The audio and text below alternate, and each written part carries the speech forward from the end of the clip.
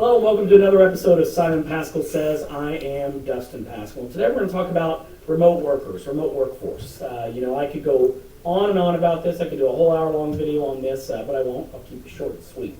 I won't get into all the kind of culture, workplace things that you want to take into consideration when you're deciding whether to do a remote workforce, but I will tell you it will help you attract talent in this day and age where we've got workers that want that flexibility, that want to work from home. So I would recommend that you consider it in your workplaces and make sure that you incorporate it where you can. But from a legal perspective, there are things you want to keep in mind. Kind of the most important one is the laws of the state where that employee is based. So if you're here in Frisco and you've got employees throughout the country in a lot of different states working out of their home, that's perfectly fine. But what you've got to remember is that the tax laws for the state where that employee lives is what's going to apply. So you may have to withhold taxes based on New York law, for instance, and give them various tax forms under New York law. So make sure you're looking at the taxing perspective. But also, you've got to look at the just general employment laws for that state. So we'll take Colorado as an example. They have a law in Colorado that says when you terminate an employee, you've got to pay that employee's final wages on the day of termination. And there are some exceptions there and some wiggle room in some instances, but typically that's the rule. So if you've got an employee that's working remotely in Colorado, you've got to make sure that you know, unlike Texas, where it's pay the final pay within 6 days after a termination, in Colorado you've got to pay it on the day of termination. So you don't want to get sideways with any state laws there. So make sure you're checking those state laws.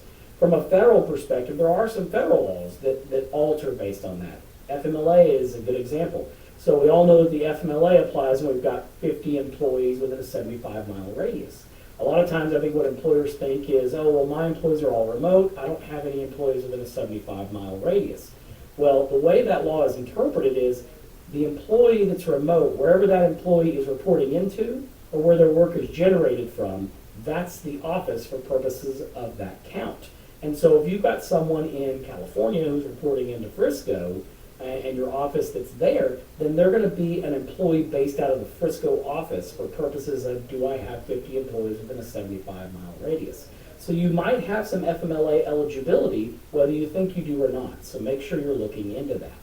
Beyond those things, there's a host of other things you need to consider.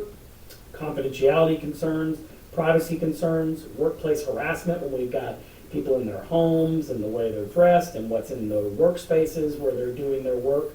So these are all things you have to look into and make sure you're aware of. Workers' comp even comes into play sometimes, like what if they get injured if they're in their home?